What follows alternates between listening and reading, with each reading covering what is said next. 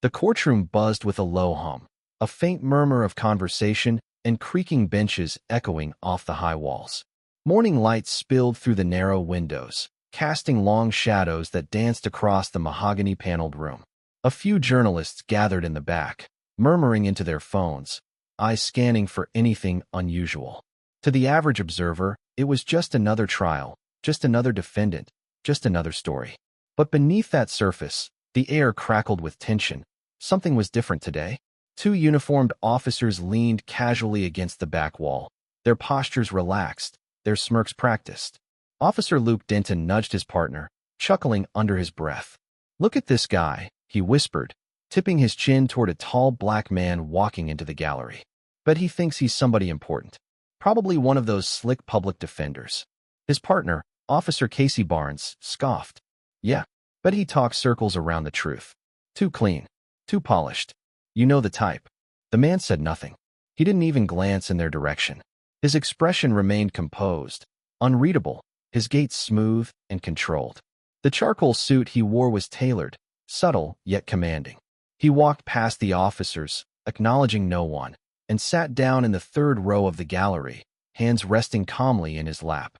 What they didn't see, what they didn't bother to notice, was the way the courtroom staff gave him nods of recognition. The slight pause in the bailiff's step, the glance the assistant district attorney gave him, hesitant, uncertain.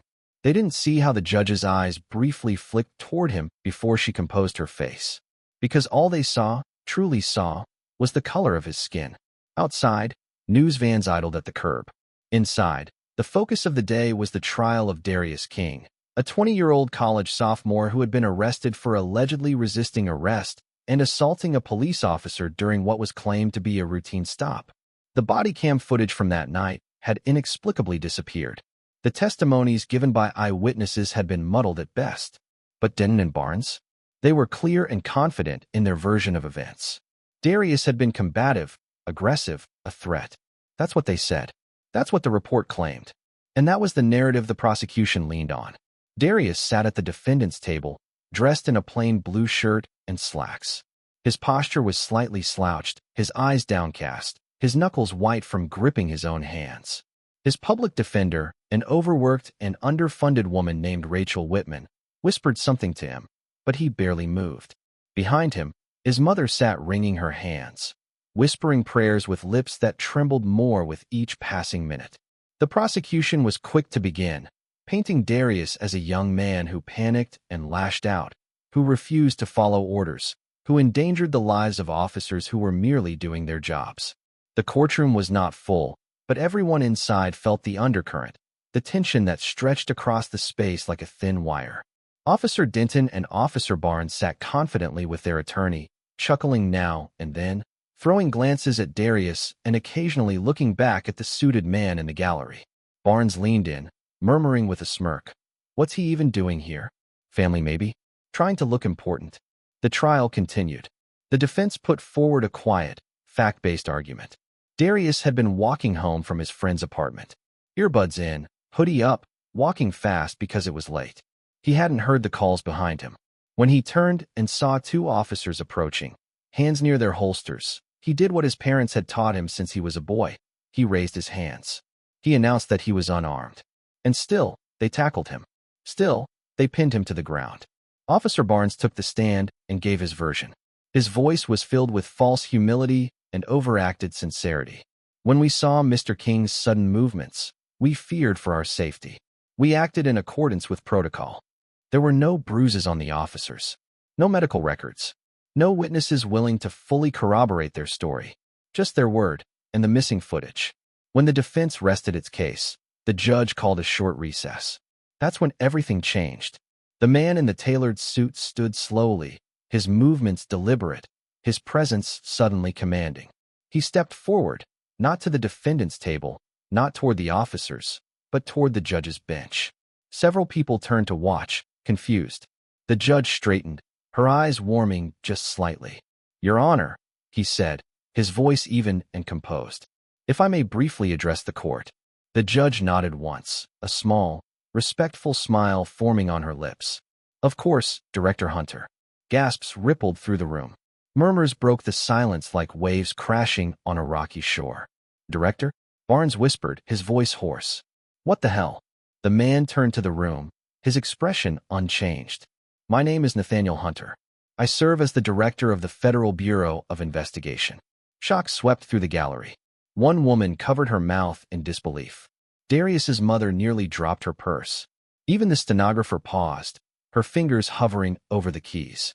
I did not come here today as the head of an agency, Hunter continued. I came as a black man in America.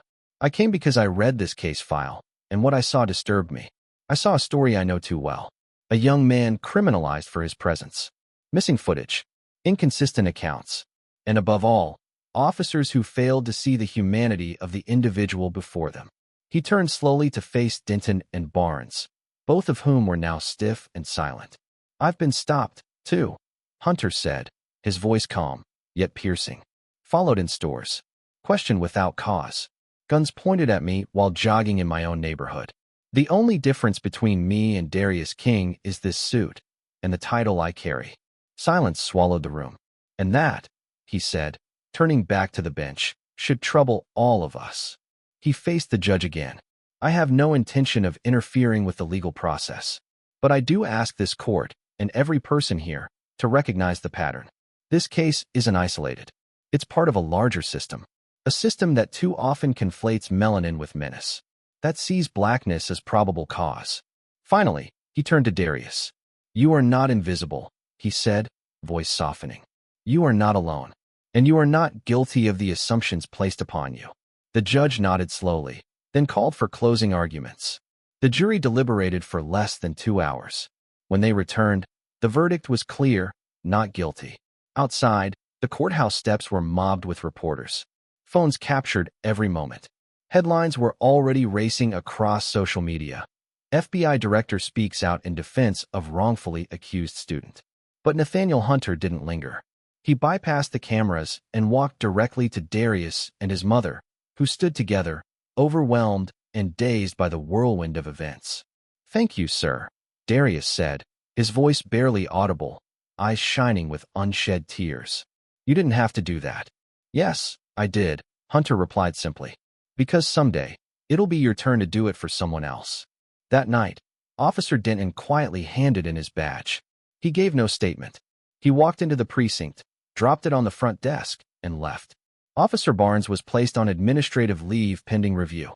The mayor's office released a carefully worded statement, citing deep concerns regarding systemic issues within the department. Nathaniel Hunter returned to Washington the next morning. He sat in his office, watching the sunrise over the Capitol. The usual hum of briefings, meetings, and protocols filled his inbox. But his mind lingered on the courtroom, on Darius, on every name and face that had come before. He thought about all the times he'd been forced to stay silent, about the weight of composure, the cost of restraint. But not that day.